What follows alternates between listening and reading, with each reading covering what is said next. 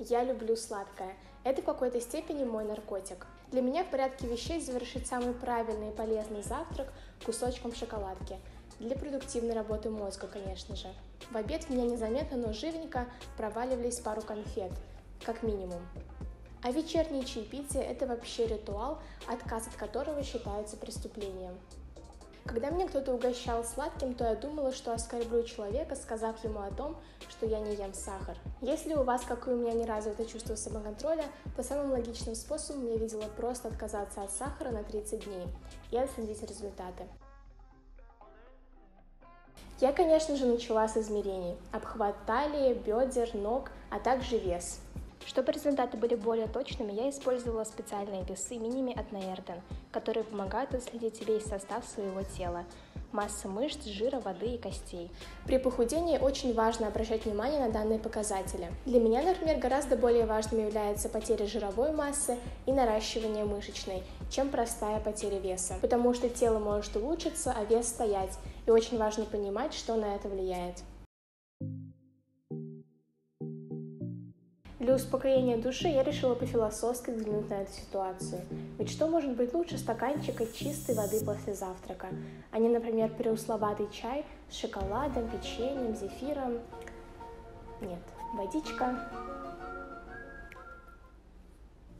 Первое, что я решила сделать, это избавиться от всего сахара в шаговой доступности. Правда, пакет оказался небольшим, потому что сладкое в моем доме надолго не задерживается. Но я все же решила по максимуму очистить пространство, потому что если я знаю, что где-то там на правой верхней полке за чашками у меня остался какой-нибудь батончик, то у меня начинает невольно учащаться дыхание и возникают паранойные мысли.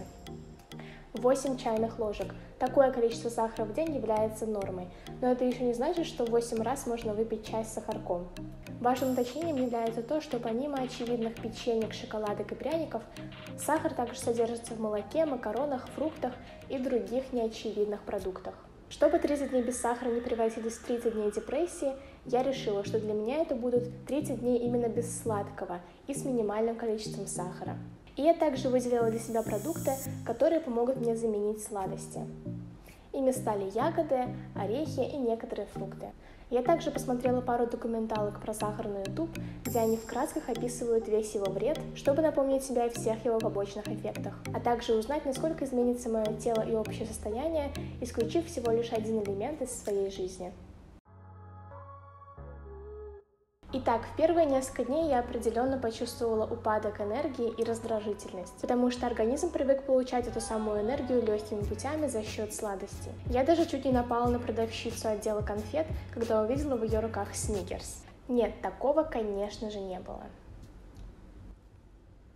Но поход в магазин определенно стал для меня неким квестом и проверкой на прочность. Поэтому я решила, так скажем, вдохновиться планами еды на Pinterest и затем заказать похожие продукты онлайн. Так у меня был меньше шанс на то, чтобы выйти из магазина с каким-нибудь M&M's, который слишком одиноко валялся на кассе, как у меня это было раньше. И знаете, как это бывает в первые дни эксперимента? Ты держишь на некотором энтузиазме и интересе в том, что будет дальше. На какой-то момент ты даже ловишь дзен и думаешь, что ты нашел смысл жизни. Но потом, когда ты понимаешь, что у тебя осталось еще 27 дней, ты невольно скатываешься в немного другое состояние. В следующие несколько дней было сложно найти вещь, которая бы меня не раздражала. Ветер слишком слабый, дыхание слишком громкое, люди слишком приветливые, да и шутки в фильме не такие уж и смешные, когда ты больше не разделяешь их в компании своих давних компаньонов, которых уж точно не заменят преусловатые ягоды и орехи. Но я уже пожертвовала свое тело эксперименту, поэтому я стала искать окольные пути и продукты, которые бы скрасили мои бренные будни. И я вспомнила про сайт iHerb, где я люблю заказывать полезную альтернативу вредным продуктам. На замену конфетам я взяла сушеные ягоды, а альтернативой чипсам стали сушеные овощи и кокосовые хлопья. И также в корзину полетели батончики, которые я ела в минуты отчаяния. А чтобы покупка была еще более полезной, я воспользовалась кэшбэк-сервисом Smarty Sale.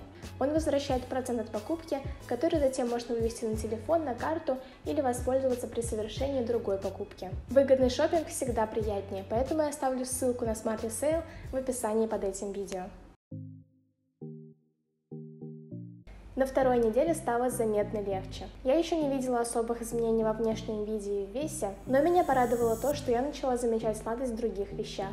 Возможно, это все сила самовнушения, но это, по крайней мере, работает. Я также более-менее выстроила для себя комфортную систему питания без жестких ограничений. Мне реально начали доставлять удовольствие простые, казалось бы, продукты. Протеины, крупы, овощи, а вкус десертов усилился как минимум в 3 раза. Единственным отвлекающим фактором было то, что люди вокруг думали, что я вписалась в какую-то секту, где следующим логичным шагом после такого сахарного безрассудства будет уход в монастырь на краю скалы и отказ от всех человеческих благ. Но к этому моменту мое состояние было уже относительно стабильным, что позволило мне не сруливать с эксперимента.